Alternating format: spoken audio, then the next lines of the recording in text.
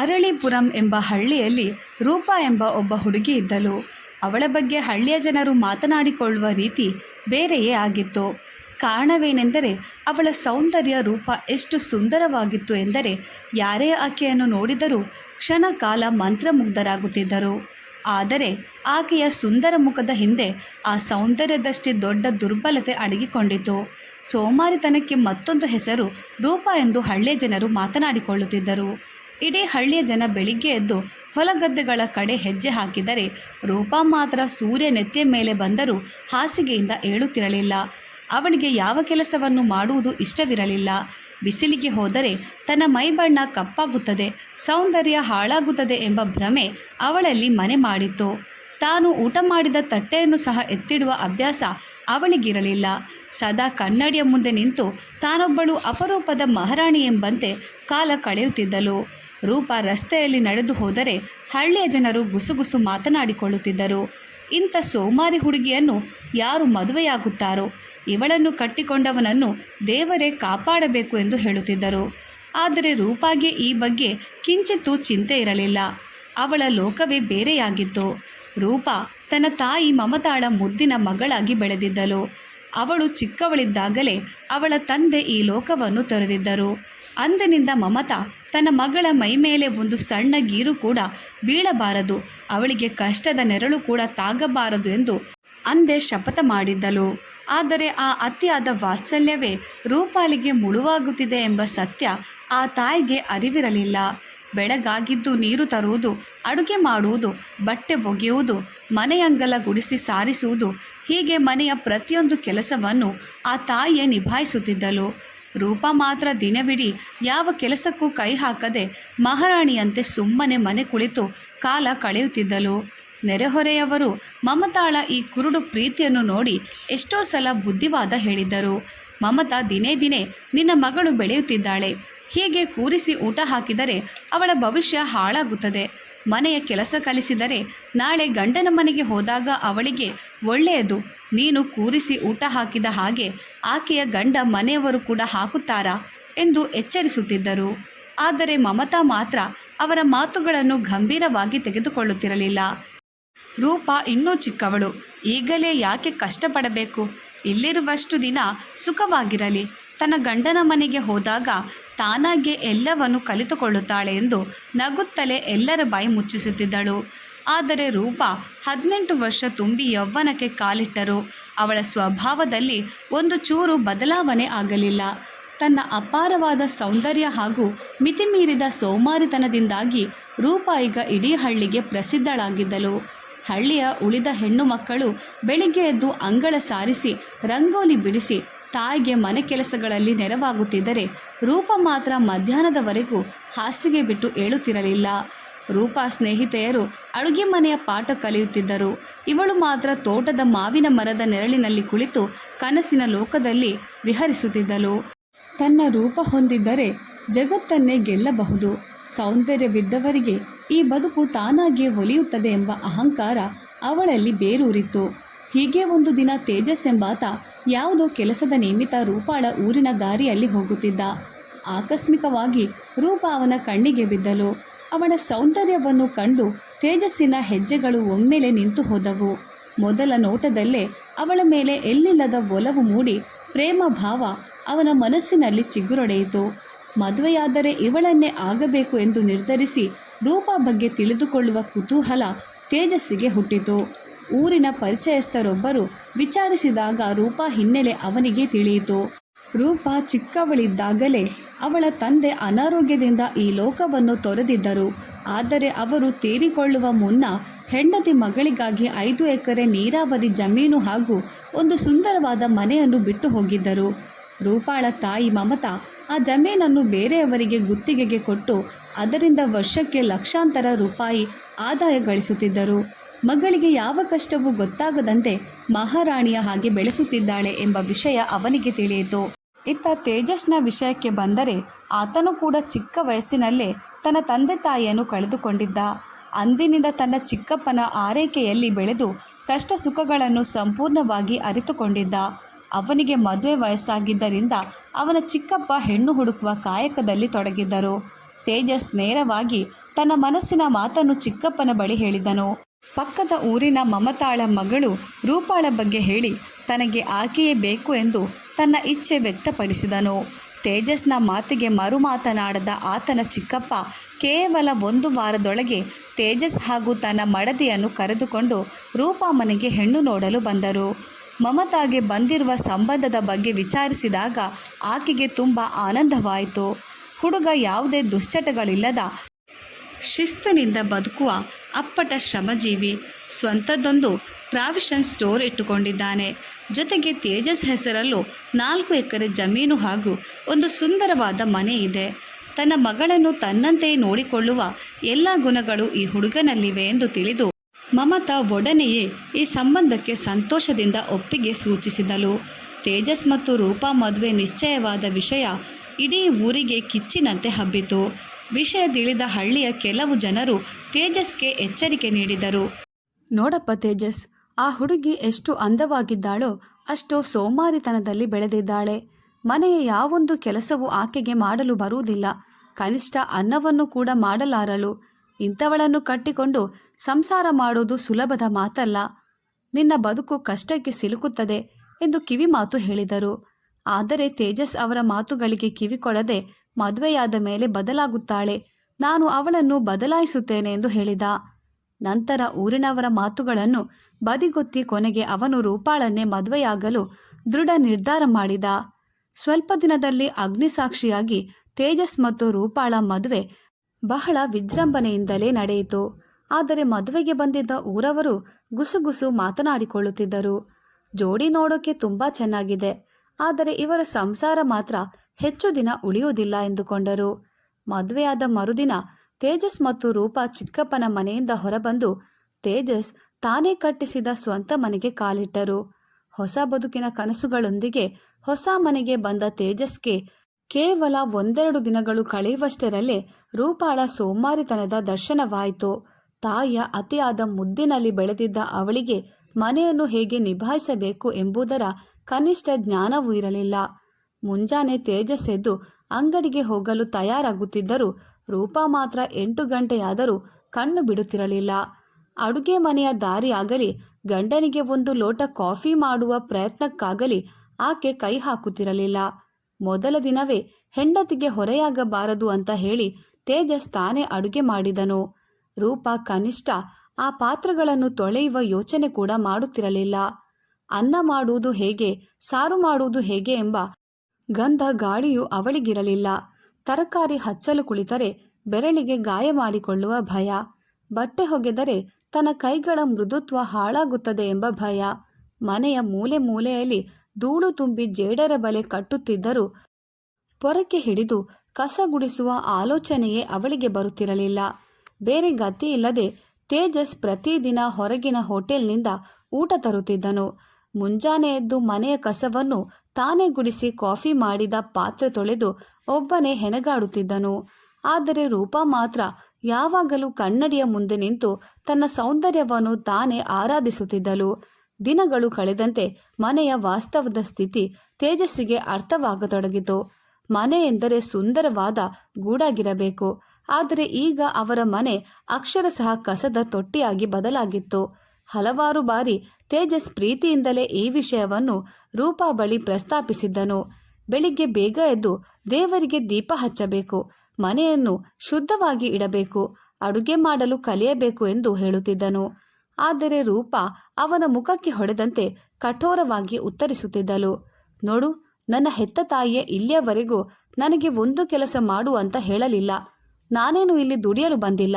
ನಿನ್ನ ಕೆಲಸ ಏನಿದೆಯೋ ಅದನ್ನು ನೋಡಿಕೋ, ನನ್ನ ತಂಟೆಗೆ ಬರಬೇಡ ಎಂದು ಹೇಳುತ್ತಿದ್ದಳು. ಆ ಕ್ಷಣದಲ್ಲಿ ತೇಜಸ್ಗೆ ತಾನು ಮಾಡಿದ ಅತಿ ದೊಡ್ಡ ತಪ್ಪಿನ ಅರಿವಾಗುತ್ತಿತ್ತು.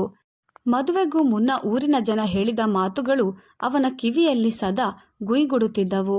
ಅವಳನ್ನು ಬದಲಾಯಿಸಬಹುದು ಎಂದು ನಂಬಿದ್ದ ತೇಜಸ್ಗೆ ದಿನೇ ದಿನೇ ಆಕೆಯ ಸೋಮಾರಿತನವನ್ನು ಸಹಿಸಲಾಗುತ್ತಿರಲಿಲ್ಲ. ಹೀಗೆಯೇ 1 ವರ್ಷ ಉರುಳಿತು. ಅವರಿಗೆ ಮುದ್ದಾದ ಒಬ್ಬ ಗಂಡು ಮಗ ಜನಿಸಿತು. ರೂಪಾ ಎಷ್ಟೇ ಸೋಮಾರಿಯಾದರೂ ತಾಯಿಯಾದ ಮೇಲೆ ಅವಳಲ್ಲಿ ಮಮತೆ ಹುಟ್ಟುತ್ತದೆ. ಮಗುವಿಗಾಗಿಯಾದರೂ ರೂಪಾಳ ಸ್ವಭಾವ ಬದಲಾಗಬಹುದು ಎಂದು ತೇಜಸ್ ಮನದಲ್ಲೇ ಆಶಿಸಿದ್ದನು. ಆದರೆ ಮಗು ಹುಟ್ಟಿದ ಮೇಲೂ ರೂಪಾಳಲ್ಲಿ ಕವಡೆ ಕಾಸಿನಷ್ಟು ಬದಲಾವಣೆ ಬರಲಿಲ್ಲ. ಒಂದು ದಿನ ಹಸುಗೂಸು ಹಸಿವಿನಿಂದ ಅಳುತ್ತಿತ್ತು. ಆದರೆ ರೂಪ ಅದ್ಯಾವುದಕ್ಕೂ ತಲೆ ಕೆಡಿಸಿಕೊಳ್ಳದೆ ಕನ್ನಡಿಯ ಮುಂದೆ ಕುಳಿತು ಮೇಕಪ್ ಮಾಡಿಕೊಳ್ಳುವುದರಲ್ಲೇ ತಲ್ಲೀನಲಾಗಿದ್ದಳು. ಇದನ್ನು ಕಂಡು ತೇಜಸ್ನ ಸಿಟ್ಟು ನೆತ್ತಿಗೇರಿತು. ರೂಪ, ಮಗು ಹಸಿವಿನಿಂದ ಅಳುತ್ತಿದೆ, ನಿನಗೆ ಅದರ ಅಳು ಕೇಳಿಸುತ್ತಿಲ್ಲವೇ? ಇನ್ನು ನೀನು ಸೌಂದರ್ಯದ ಹುಚ್ಚಿನಲ್ಲೇ ಇದ್ದೀಯಲ್ಲ, ಎಂಥ ತಾಯಿ ನೀನು ಎಂದು ಆಕ್ರೋಶದಿಂದ ಕೂಗಿದನು. ಆಗ ರೂಪ, ನನಗೆ ಇಷ್ಟ ಬಂದ ಹಾಗೆ ನಾನು ಬದುಕುತ್ತೇನೆ, ನನ್ನಿಷ್ಟಕ್ಕೆ ಅಡ್ಡಿಪಡಿಸಲು ನೀನ್ಯಾರು ಎಂದು ಮರುಕಿರುಚಿದಳು. ಮಗುವಿಗೆ ತಾಯಿಯ ಆರೈಕೆಯಾಗಲಿ ಪ್ರೀತಿಯಾಗಲಿ ಸಿಗುತ್ತಿರಲಿಲ್ಲ. ಇತ್ತ ಮನೆಯೆಲ್ಲ ಗಲೀಜಾಗಿ ದುರ್ವಾಸನೆ ಬೀರುತ್ತಿದ್ದ ಕಾರಣ ನೆರೆಹೊರೆಯವರು ಕೂಡ ಅವರ ಮನೆಗೆ ಬರುವುದನ್ನೇ ನಿಲ್ಲಿಸಿಬಿಟ್ಟಿದ್ದರು. ಆ ರಾತ್ರಿ ಮನೆಯ ಜಗುಲಿ ಮೇಲೆ ತೇಜಸ್ ಒಂಟಿಯಾಗಿ ಕುಳಿತು ಬಹಳ ಹೊತ್ತು ಯೋಚನೆಗೆ ಜಾರಿದನು. ಇಷ್ಟು ದಿನ ತಾನು ಅವಳನ್ನು ಸಹಿಸಿಕೊಂಡೆ, ಒಂದಲ್ಲ ಒಂದು ದಿನ ಬದಲಾಗುತ್ತಾಳೆ ಎಂದು ನಂಬಿದ್ದೆ. ಆದರೆ ಯಾವುದೇ ಕಾರಣಕ್ಕೂ ಇವಳು ಬದಲಾಗುವುದೇ ಇಲ್ಲ ಎಂದು ಬಹಳ ಹೊತ್ತು ಯೋಚಿಸಿದ ತೇಜಸ್ ಕೊನೆಗೊಂದು ಕಠಿಣ ನಿರ್ಧಾರಕ್ಕೆ ಬಂದನು. ಮನೆಯ ಟೇಬಲ್ ಮೇಲೆ ಒಂದು ಸಣ್ಣ ಚೀಟಿಯನ್ನು ಬರೆದಿಟ್ಟು ಆ ಮನೆಯಿಂದ ಶಾಶ್ವತವಾಗಿ ಹೊರಟು ಹೋದನು.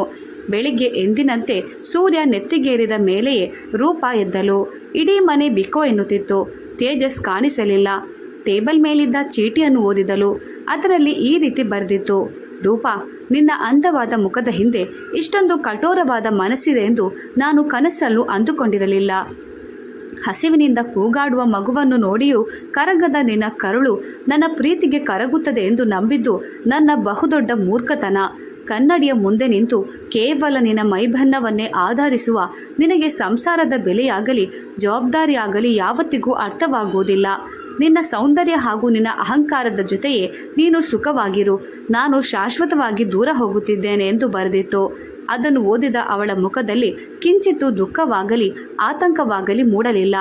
ಗಂಡ ಬಿಟ್ಟು ಹೋದನಲ್ಲ ಎಂಬ ಚಿಂತೆಗಿಂತ ಅವಳಿಗೆ ಆ ಕ್ಷಣ ಕಾಡಿದ ಒಂದೇ ಒಂದು ದೊಡ್ಡ ಪ್ರಶ್ನೆ: ಈಗ ನನಗೆ ಊಟ ತರೋರು ಯಾರು? ಇಷ್ಟು ದಿನ ತೇಜಸ್ಸಿದ್ದಾಗ ಹೇಗೋ ಕಷ್ಟಪಟ್ಟು ಅವನೇ ಅಡುಗೆ ಮಾಡುತ್ತಿದ್ದ ಅಥವಾ ಹೋಟೆಲ್ನಿಂದ ಊಟ ಪಾರ್ಸೆಲ್ ತರುತ್ತಿದ್ದ. ಈಗ ಹೊಟ್ಟೆಗೇನು ಮಾಡುವುದು ಎಂದು ಯೋಚಿಸಿ ಅವಳೇ ಖುದ್ದಾಗಿ ಸಮೀಪದ ಹೋಟೆಲ್ಗೆ ಹೋಗಿ ಊಟ ತಂದು ತಿನ್ನಲು ಶುರು ಮಾಡಿದಳು. ಆದರೆ ಒಂದು ವಾರದಲ್ಲೇ ಹೋಟೆಲ್ಗೆ ನಡೆದುಕೊಂಡು ಹೋಗಿ ಪಾರ್ಸೆಲ್ ತಂದು ತಿನ್ನುವುದು ಕೂಡ ಅವಳಿಗೆ ಕಷ್ಟವೆನಿಸತೊಡಗಿತು. ಹೊಟ್ಟೆಯ ಹಸಿವು ಮತ್ತು ಮೈ ಬಗ್ಗಿಸಲಾಗದ ಸೋಮಾರಿತನ ಎರಡರ ನಡುವೆ ಒದ್ದಾಡಿದ ರೂಪ ಕೊನೆಗೆ ತನ್ನ ಹಸುಗೂಸನ್ನು ಎತ್ತಿಕೊಂಡು ತನ್ನ ತಾಯಿ ಮಮತಾಳ ಮನೆಗೆ ಬಂದು ಇಳಿದಳು. ಮಗಳ ದುಸ್ಥಿತಿಯನ್ನು ನೋಡಿದ ಮಮತಾಳ ಹೃದಯ ಒಡೆದು ಹೋಯಿತು. ಕಳೆಗುಂದಿದ ಮುಖ, ಅಸ್ತವ್ಯಸ್ತವಾದ ಬಟ್ಟೆ ಮತ್ತು ಹಸಿವಿನಿಂದ ಅಳುತ್ತಿದ್ದ ಮಗುವನ್ನು ಕಂಡು ಆ ತಾಯಿಯ ಕರುಳು ಚುರುಕೆಂದಿತು. ಗಂಡನ ಮನೆಯಲ್ಲಿ ಬುದ್ಧಿ ಕಲಿಯುತ್ತಾಳೆಂದುಕೊಂಡರೆ ಇವಳ ಬದುಕು ಹೀಗಾಯಿತಲ್ಲ, ಅತಿಯಾಗಿ ಮುದ್ದಿಸಿ ಅವಳ ಜೀವನವನ್ನು ನಾನೇ ಹಾಳು ಮಾಡಿಬಿಟ್ಟೆನಲ್ಲ ಎಂದು ಮಮತಾ ಒಳಗೊಳಗೆ ಬೇಯತೊಡಗಿದಳು. ಆದರೆ ತಾಯಿಯ ಮನೆಗೆ ಬಂದರೂ ರೂಪ ತನ್ನ ಚಾಳಿ ಮಾತ್ರ ಬಿಡಲಿಲ್ಲ. ಅವಳ ಸೋಮಾರಿತನ ಇನ್ನಷ್ಟು ಮಿತಿ ಮೀರಿತು. ಹಗಲಿಡೀ ನಿದ್ದೆ ಮಾಡುತ್ತಾ ಮಂಚದಿಂದ ಮೇಲೆ ಏಳುತ್ತಿರಲಿಲ್ಲ. ಪಕ್ಕದಲ್ಲಿ ಮಗು ಹಸಿವಿನಿಂದ ಅಳುತ್ತಿದ್ದರೂ ಅವಳಿಗೆ ಕರುಣೆ ಬರುತ್ತಿರಲಿಲ್ಲ. ಅಮ್ಮ, ಮಗು ಅಳ್ತಿದೆ, ಬಂದು ನೋಡು, ನನ್ನ ನಿದ್ದೆ ಹಾಳಾಗುತ್ತಿದೆ ಎಂದು ಮಲಗಿದ್ದಲ್ಲಿ ಎಂದೇ ತಾಯಿಗೆ ಅಧಿಕಾರ ಚಲಾಯಿಸುತ್ತಿದ್ದಳು. ಇದನ್ನೆಲ್ಲ ಕಂಡು ಪ್ರತಿದಿನ ಕೊರಗುತ್ತಿದ್ದ ಮಮತಾಗೆ ಒಂದು ದಿನ ಸಿಟ್ಟು ನೆತ್ತಿಗೇರಿತು. ಅದೊಂದು ದಿನ ಬೆಳಿಗ್ಗೆ ಸೂರ್ಯ ಮೂಡುತ್ತಿದ್ದಂತೆ ಮಮತಾ ತನ್ನ ಮಗಳು ರೂಪಾಳನ್ನು ಕರೆದುಕೊಂಡು ಊರಂಚಿನ ದಾರಿಯತ್ತ ಹೆಜ್ಜೆ ಹಾಕಿದಳು. ಮಮತಾಗೆ ಆ ಊರಿನ ಕೊನೆಯಲ್ಲಿ ತನ್ನ ಹಳೆಯ ಕಾಲದ ಒಂದು ಪುಟ್ಟ ಹಂಚಿನ ಮನೆ ಇತ್ತು. ಹಿಂದೊಮ್ಮೆ ಕೆಲಸದವರು ಇರುತ್ತಿದ್ದ ಆ ಮನೆ ಈಗ ಖಾಲಿಯಾಗಿತ್ತು. ಮಗುವನ್ನು ಎತ್ತಿಕೊಂಡಿದ್ದ ರೂಪಾಗೆ ತಾಯಿ ತನ್ನನ್ನು ಎಲ್ಲಿಗೆ ಕರೆದೊಯ್ಯುತ್ತಿದ್ದಾಳೆ ಎಂದು ತಿಳಿಯದೆ ಮೌನವಾಗಿ ಹಿಂದೆಯೇ ನಡೆದಳು. ಆ ಪುಟ್ಟ ಮನೆಯ ಹತ್ತಿರ ಬಂದ ಕೂಡಲೇ ರೂಪ ಕಣ್ಣಲ್ಲಿ ಕಣ್ಣಿಟ್ಟು ಗಂಭೀರವಾಗಿ ಗುಡುಗಿದಳು. ರೂಪ, ಇಂದಿನಿಂದ ಇದೇ ನಿನ್ನ ಮನೆ. ಇಷ್ಟು ದಿನ ನನ್ನ ಮನೆಯಲ್ಲಿ ಮಹಾರಾಣಿಯ ಹಾಗೆ ಬದುಕಿದ್ದು ಸಾಕು. ಇಂದಿನಿಂದ ನಾನು ನಿನಗಾಗಿ ಯಾವುದೇ ಸಹಾಯ ಮಾಡುವುದಿಲ್ಲ. ನಿನಗೆ ಹೊಟ್ಟೆ ಹಸಿದರೆ ನೀನೇ ಅಡುಗೆ ಮಾಡಿಕೊಳ್ಳಬೇಕು. ನಿನ್ನ ಮಗುವನ್ನು ನೀನೇ ನೋಡಿಕೊಳ್ಳಬೇಕು. ಒಂದು ವೇಳೆ ನನ್ನ ಸಹಾಯ ಬಯಸಿ ನನ್ನ ಮನೆ ಕಡೆ ಬಂದರೆ ಪರಿಣಾಮ ನೆಟ್ಟಗೆ ಇರುವುದಿಲ್ಲ. ಈ ರೀತಿ ಖಡಕ್ಕಾಗಿ ಹೇಳಿ ಮಗಳನ್ನು ಆ ಪುಟ್ಟ ಮನೆಯಲ್ಲೇ ಬಿಟ್ಟು ಹಿಂದಿರುಗಿ ನೋಡದೆ ಹೊರಟು ಹೋದಳು. ತಾಯಿಯ ಈ ಕಠೋರ ನಿರ್ಧಾರ ಕಂಡು ರೂಪಾಗೆ ನಡುಕ ಹುಟ್ಟಿತು. ತನ್ನ ತಾಯಿ ಸುಮ್ಮನೆ ಹೀಗೆ ಹೆದರಿಸುತ್ತಿದ್ದಾಳೆ ಅಂತ ಅಂದುಕೊಂಡಳು. ಆದರೆ ಸಂಜೆಯಾದರೂ ಮಮತಾ ಈ ಮನೆ ಕಡೆ ಬರಲಿಲ್ಲ. ಆ ಒಂಟಿ ಮನೆಯಲ್ಲಿ ಬೆಳಗಿನಿಂದ ಸಂಜೆಯವರೆಗೂ ಮಗುವನ್ನು ಹಿಡಿದುಕೊಂಡು ಹಠ ಹಿಡಿದು ಕುಳಿತಳು. ಆದರೆ ಹೊಟ್ಟೆಯ ತಾಳಲಾರದ ಹಸಿವು ಮತ್ತು ಮಗುವಿನ ಅಳು ಅವಳ ಅಹಂಕಾರವನ್ನು ಮೆಟ್ಟಿ ನಿಂತಿತು. ಬೇರೆ ದಾರಿ ಇಲ್ಲದೆ ಅನಿವಾರ್ಯವಾಗಿ ಆ ಪುಟ್ಟ ಮನೆಯ ಅಡುಗೆ ಕೋಣೆಗೆ ಹೆಜ್ಜೆ ಹಾಕಿದಳು.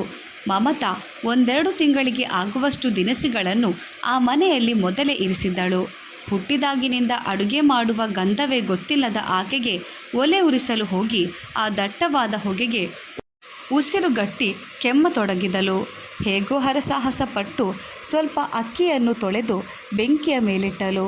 ಆದರೆ ಉರಿ ಎಷ್ಟಿರಬೇಕು, ನೀರು ಎಷ್ಟು ಹಾಕಬೇಕು ಎಂಬ ಕನಿಷ್ಠ ಜ್ಞಾನವೂ ಇಲ್ಲದೆ ಮಾಡಿದ ಅನ್ನವೆಲ್ಲ ಪಾತ್ರೆಯ ತಳಕ್ಕೆ ಅಂಟಿಕೊಂಡು ಸೀದು ಹೋಯಿತು. ಹಸಿವಿನಿಂದ ಕರುಳು ಕತ್ತರಿಸಿದಂತಾಗುತ್ತಿತ್ತು. ಬೇರೆ ಗತಿ ಇಲ್ಲದೆ ಅದೇ ಸೀದು ಹೋದ ಅನ್ನವನ್ನೇ ತಟ್ಟೆಗೆ ಬಡಿಸಿಕೊಂಡು ನಡುಗುವ ಕೈಗಳಿಂದ ಒಂದು ತುತ್ತು ಬಾಯಿಗಿಟ್ಟದ್ದೇ ತಡ. ಆ ಸೀದ ಕವಟು ವಾಸನೆಗೆ ಅದನ್ನು ತಿನ್ನಲು ಸಾಧ್ಯವಾಗಲಿಲ್ಲ. ತಟ್ಟೆಯನ್ನು ಅಲ್ಲೇ ನೆಲದ ಮೇಲೆ ಇಟ್ಟು ಅಳಲಾರಂಭಿಸಿದಳು. ಕನ್ನಡಿಯ ಮುಂದೆ ನಿಂತು ಬೀಗುತ್ತಿದ್ದ ಅವಳ ಅಹಂಕಾರ ಇಂದು ಒಂದು ತುತ್ತು ಅನ್ನ ತಿನ್ನಲಾಗದ ಸ್ಥಿತಿ ನಿರ್ಮಾಣವಾಯಿತು. ತನ್ನ ತಾಯಿಯ ಮನೆಗೆ ಹೋಗೋಣ ಎಂದುಕೊಂಡಳು. ಆದರೆ ಆಕೆಯ ಈಗೋ ಅದಕ್ಕೆ ಒಪ್ಪಲಿಲ್ಲ. ಆ ದಾರಿಯಲ್ಲಿ ಹೋಗುತ್ತಿದ್ದ ಊರಿನ ಜನ ಗಂಡನನ್ನು ಬಿಟ್ಟು ಬಂದು ಈಗ ಸೀದೋಗಿರೋ ಅನ್ನ ತಿನ್ನುತ್ತಿದ್ದಾಳೆ ಎಂದು ಹಂಗಿಸಿ ನಕ್ಕರು. ಅವರ ಆ ನಗು ಚುಚ್ಚು ಮಾತುಗಳು ರೂಪಾಳ ಎದೆಗೆ ಬಾಣದಂತೆ ನಾಟಿದವು. ಆ ಕ್ಷಣ ಅವಳಲ್ಲಿ ಒಂದು ಮಿಂಚಿನ ಕಿಡಿ ಹೊತ್ತಿಕೊಂಡಿತು. ಜನರ ಅವಮಾನ ಮತ್ತು ಮಗ್ಗುಲಲ್ಲಿ ಮಲಗಿದ್ದ ತನ್ನ ಮುಗ್ಧ ಮಗುವಿನ ಮುಖ ಅವಳಲ್ಲಿ ಒಂದು ಹೊಸ ಛಲವನ್ನು ಹುಟ್ಟುಹಾಕಿತು. ನಾನು ಸೋಲಬಾರದು, ಈ ಊರಿನ ಜನರ ಎದುರು ನಾನು ತಲೆ ಎತ್ತಿ ಬದುಕಬೇಕು ಎಂದು ದೃಢವಾಗಿ ನಿರ್ಧರಿಸಿದಳು. ಆ ಕ್ಷಣದಿಂದಲೇ ಆಕೆ ಅಡುಗೆ ಮಾಡುವುದನ್ನು ಪ್ರಯತ್ನಿಸುತ್ತಾ ಹೋದಳು. ದಿನ ಕಳೆದಂತೆ ಕಷ್ಟಪಟ್ಟು ಕೆಲಸ ಮಾಡಿ ಅವಳ ಕೈಗಳಲ್ಲಿ ಬೊಬ್ಬೆಗಳು ಬಂದವು. ಆದರೆ ಅದೇ ಕೈಗಳು ಈಗ ರುಚಿಯಾದ ಅಡುಗೆ ಮತ್ತು ಮನೆ ಕೆಲಸವನ್ನು ತುಂಬ ಚೆನ್ನಾಗಿ ಮಾಡುವುದನ್ನು ಕಲಿತುಕೊಂಡಿದ್ದವು.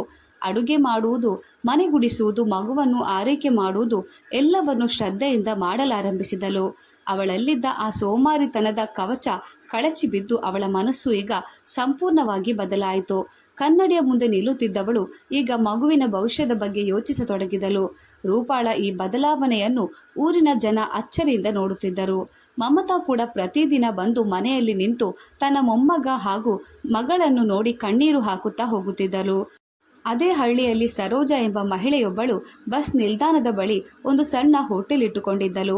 ರೂಪಾಗೆ ಮನೆಯಲ್ಲಿ ಖಾಲಿ ಕೂರುವ ಬದಲು ನನ್ನ ಹೋಟೆಲ್ನಲ್ಲಿ ಕೆಲಸಕ್ಕೆ ಸೇರಿಸಿಕೋ ಅಂತ ಹೇಳಿ ತನ್ನ ಹೋಟೆಲ್ನಲ್ಲಿ ಅವಳಿಗೆ ಕೆಲಸ ಕೊಟ್ಟಳು.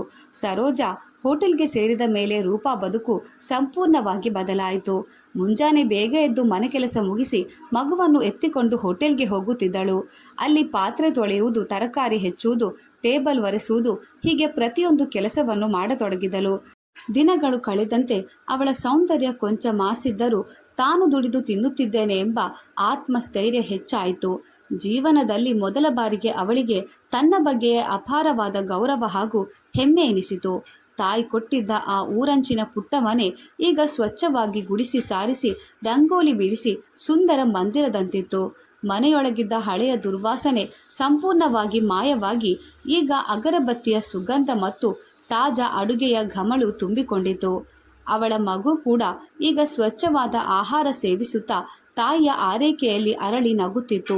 ಹೀಗಿರುವಾಗ ಒಂದು ದಿನ ತೇಜಸ್ಸಿಗೆ ತನ್ನ ಮಗನ ನೆನಪು ತೀವ್ರವಾಗಿ ಕಾಡತೊಡಗಿತು.